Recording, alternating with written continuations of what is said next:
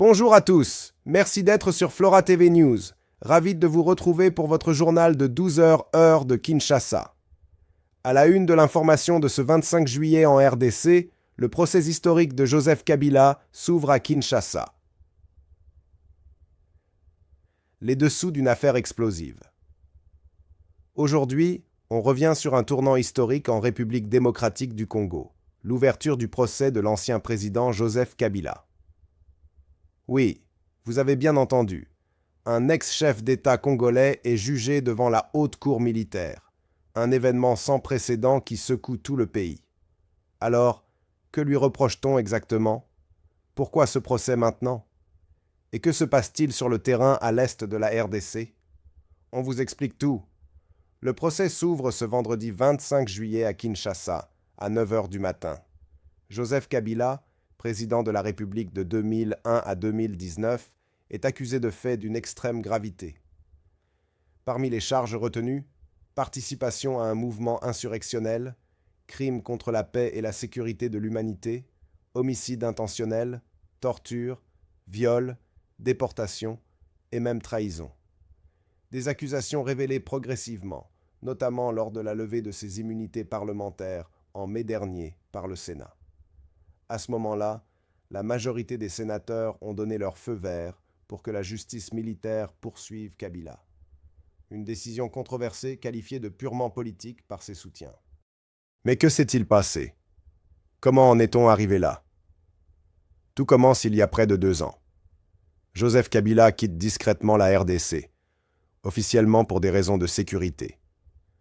Très vite, plusieurs membres de son entourage suivent le même chemin. Sa femme, elle, est la dernière à quitter le territoire. Puis, en août 2024, le président Félix Tshisekedi lance une accusation explosive. Selon lui, Kabila serait derrière le mouvement rebelle AFC M23, actif dans l'est du pays. Quelques mois plus tard, Kabila réapparaît médiatiquement.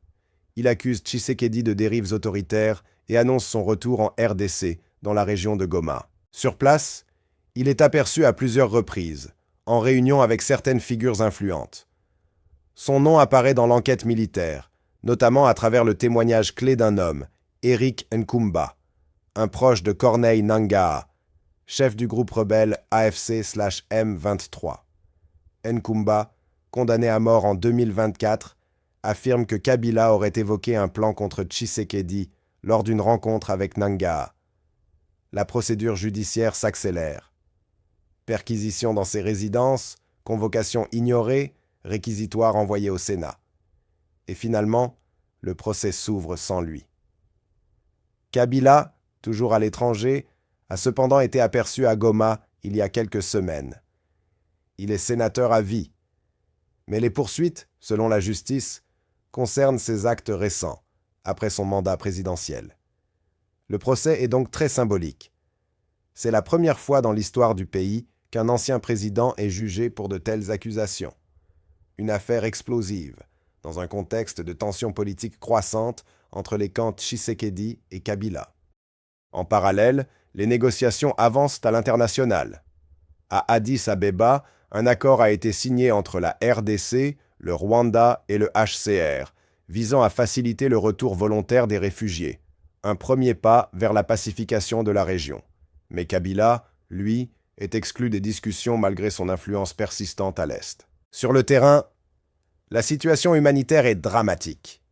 À Bunia, dans la province de l'Ituri, des centaines de déplacés vivent dans des conditions terribles. Des femmes enceintes, des enfants, des personnes âgées dorment à la belle étoile sous la pluie. Les abris de fortune ont été détruits par les intempéries, provoquant une vague de maladies et de souffrances. Un appel à l'aide est lancé par les déplacés de Kigonze, qui espèrent simplement retrouver la paix dans leur village. Conclusion. Le procès de Joseph Kabila ne concerne pas seulement un homme. Il soulève des questions profondes sur la justice, la paix, la réconciliation et l'avenir politique de la RDC. Entre accusations de trahison, négociations internationales et crise humanitaire, le pays se trouve à la croisée des chemins. Si vous souhaitez suivre cette affaire, abonnez-vous à la chaîne, activez la cloche et dites-nous en commentaire. Que pensez-vous de ce procès? S'agit-il d'un acte de justice ou d'un règlement de compte politique?